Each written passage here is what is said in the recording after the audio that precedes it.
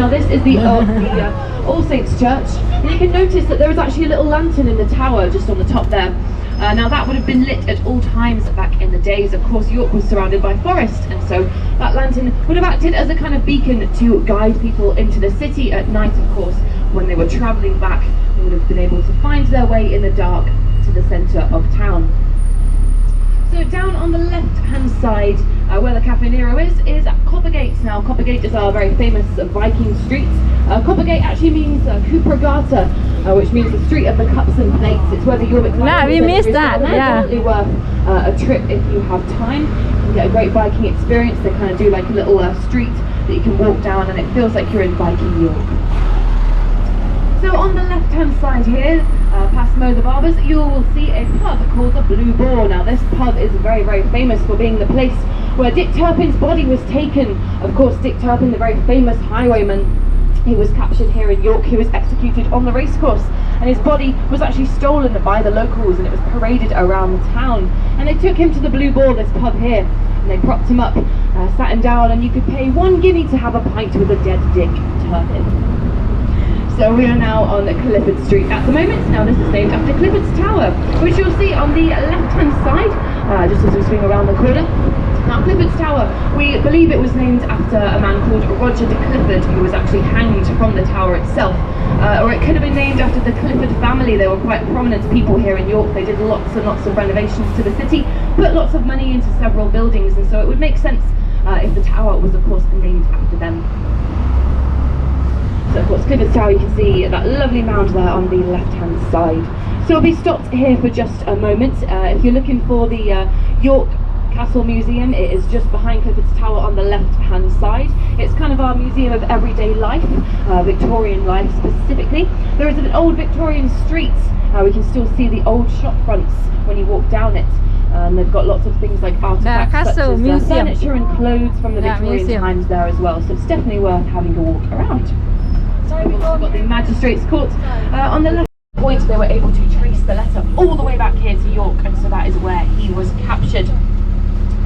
14 feet long, this structure here on the right-hand side, this is the Barbican. So you can imagine people, of course, being trapped in that middle section just there. And those walls are, of course, quite thick, so it would have acted as a good defensive structure. So talking a bit more about the walls, we can see them on the right-hand side. Now you can notice the crenellations at the top of the walls. That's kind of the top section there where the gaps are. It does change quite a lot in and around York.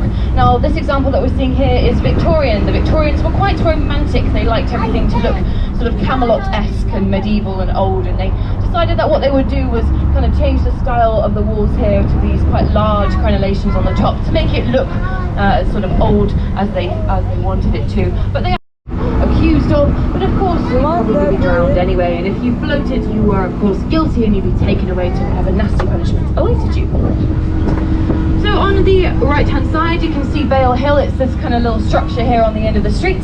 Now Bale Hill is actually a sister tower or a twin tower to Clifford's Tower that we saw earlier. Of course it was built by William the Conqueror in 1068. That's all that's left of it now is that little section on the end there. It's not as well preserved as Clifford's Tower, but you can walk this section of the walls here as well. And provided them with free housing as well. It was not something that was done typically, of course, by larger companies. She came to York quite a few times during her reign, but it was not the original name that the locals wanted to call this gate. They actually wanted to name it Bagger Gate. That's what they had decided on, and they asked Queen Victoria to come down for an way here. Would have been where the trains would have run underneath. Initially you can still see all the soot marks, of course, from where the trains went, but apparently it wasn't a particularly well thought out platform. The trains were having to sort of turn around and then come back out again, and so they decided to make more space. They would move it to the left hand side, which is of course where our station is today. Anyone is a Harry Potter fan, it'd be interesting to know that during the first film, the scenes that took place at the railway station with Hagrid and Harry at the end were actually filmed here at York railway station. So that's our little claim to fame there with Harry Potter. We will be stopping here for a few minutes if anybody, of course, is getting off for the railway station. The railway museum as well is just down the street on the left hand side and underneath the bridge if anyone's looking for that. Lovely old Victorian building. Now this is an example of one of the sort of first kind of hotels really. The Victorians invented the idea of hotel, but it was not kind of how we know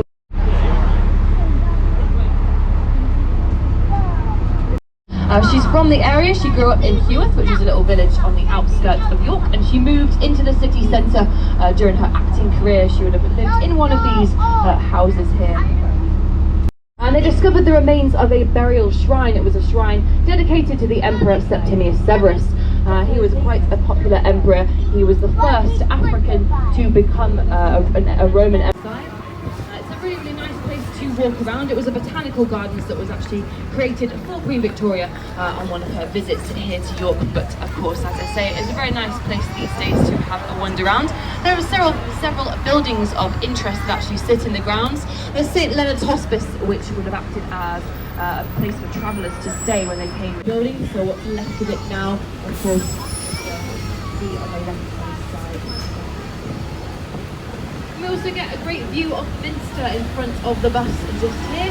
And then there's count steps on the way back down. But one day he actually forgot to count them on the way up. And when he was coming back down again, he missed a stair with his foot and he fell all the way to the bottom.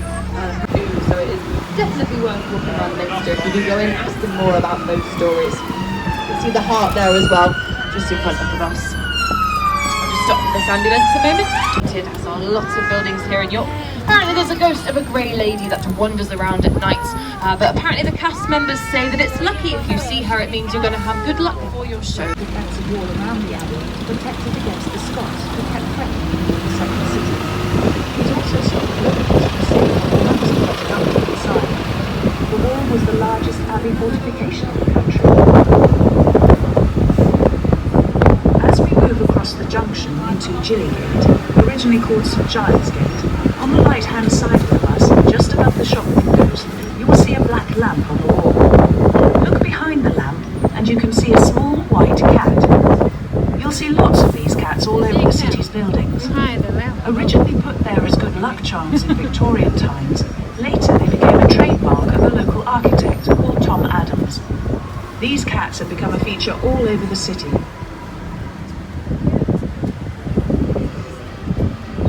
Being granted university status in 2006, and it has around 6,000 students. It is one of two universities, the other being York University. This is situated on the eastern outskirts of the city and opened in 1960.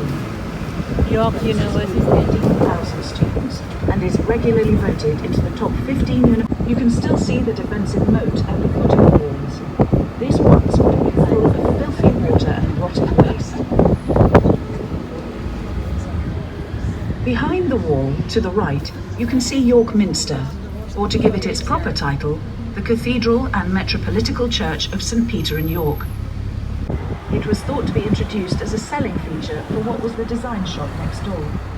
It is not very historic, but we think it's very nice and worth pointing out.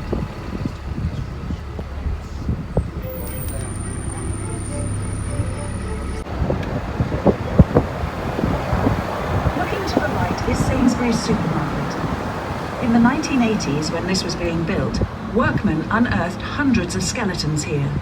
Work was stopped, and an investigation found this site to be the largest Jewish burial site outside of London, dating back to 1177. It was never completely circled the city, as there was no need for a wall where they met water. As we turn onto Peaseholm Green, on our right is St Cuthbert's Church. The church is mentioned in the Domesday Book of 1086, the book in which William the Conqueror listed all of the property and land he took over when he invaded, so he could tax the locals. Notice the church has two doors, a large door with a porch to the left-hand end and a smaller door to the right-hand end. The small door is known as the Devil's Door, and legend has it that the door should be left open during baptisms to allow the devil to escape from the child and the church. Pub. The Black Swan claims to be one of the most haunted pubs in York, but to be fair, most pubs in York claim to be either the most haunted or the oldest. It does have some rather intriguing ghosts in there though. It has a grumpy old man who sits at the bar, but nobody ever buys him a drink. A young lady sits looking into the fire, but nobody has ever seen her face. And a pair of legs which run around, bringing a whole new meaning to the phrase, getting legless in the pub. It walked in straight from the market in Warmgate. The animals were slaughtered in the backyard with the blood and guts running down a channel in the centre of the street, whilst the offal was left to rot. The plagues which hit York between the 14th and 17th centuries probably started in streets like the Shambles. Today, all the butcher shops have now gone, and the street has been cleaned up and caters mainly for the tourist trade. คนจะถ่ายรูปเยอะมากนะคะตรงนั้นเข้าไปในนั้น Looking to the left, the timber frame building was the home of Sir Thomas Herbert, who was the personal assistant to King Charles I. He attended the king at his execution in London, which naturally left Sir Thomas without a job, so he retired back to York.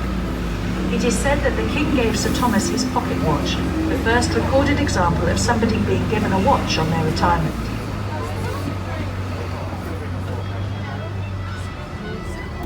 Yeah, later, darling. Oh, you're gonna go everything. We move into Coppergate.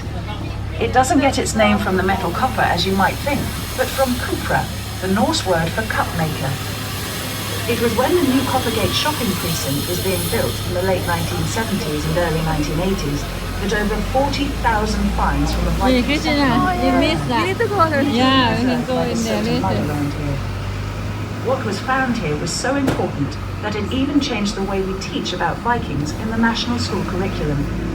Today you can see what was found in the Jorvik Viking Centre, where you can travel back in time over 1,000 years in York's history to experience the sights, the sounds and even the smells of Viking York. You can visit the Viking Centre from our next stop, but please remain seated until we arrive at the Clifford's Tower stop.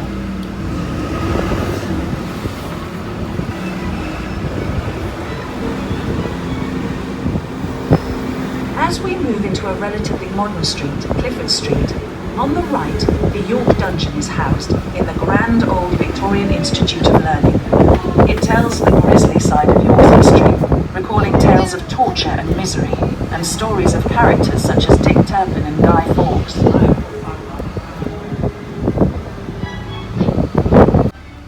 นะคะเรียกว่าเหมือนว่าได้เสีย 18th century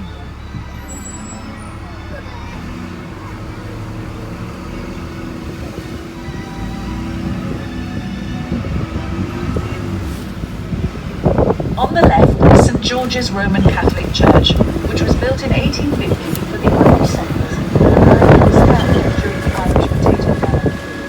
The church replaced an early one and was temporarily the Catholic Cathedral of York. It was designed by the architect Joseph Hanson, who also designed the Hanson cab, a horse-drawn vehicle which was very popular in Victorian times.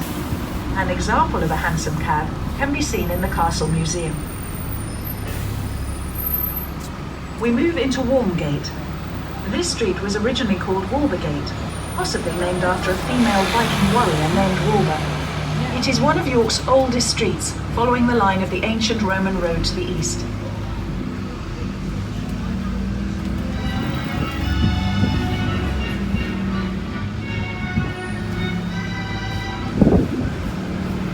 Looking to the right, you will see a lovely timber frame building.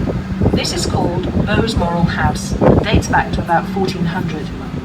In the 1800s, it was known as Kilmartin's, a lodging house for the poor. It is said that if you couldn't get a bed for the night, they would stretch a length of rope out from one end of the room to the other, and you would sleep hanging over the rope. This was known as a penny lean, and is possibly where we get the saying, "He can sleep on a clothesline." As we turn right, look to the right, and you will have a brief view inside the Barbican. Imagine being trapped in there, with the soldiers throwing all kinds of nasty things down from above.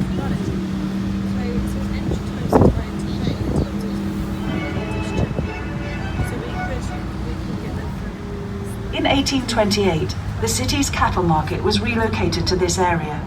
Cattle and sheep were brought here from all over the country to be traded. The flat grassed areas at the foot of the walls were where livestock were kept in pens awaiting their sale. In 1971, the market was moved again, this time to Merton, a village just outside of York, and was renamed the York Livestock Centre. Date of the current bar, which is 1487. 2 years after that date, the gateway was attacked and damaged in the Yorkshire Peasants' Revolt against Henry VII. The rebels burned the gates of the bar after murdering the Earl of Northumberland. The gateway was bricked up soon after and wasn't reopened until 1834 to give better access to the cattle market. And cross the River Ouse, York's main river. Look to your right to see Ouse Bridge, the oldest of the bridges built in 1821, replacing various older bridges dating back to Viking times. We need to go there. That one side. Yeah, we can go. You can go there.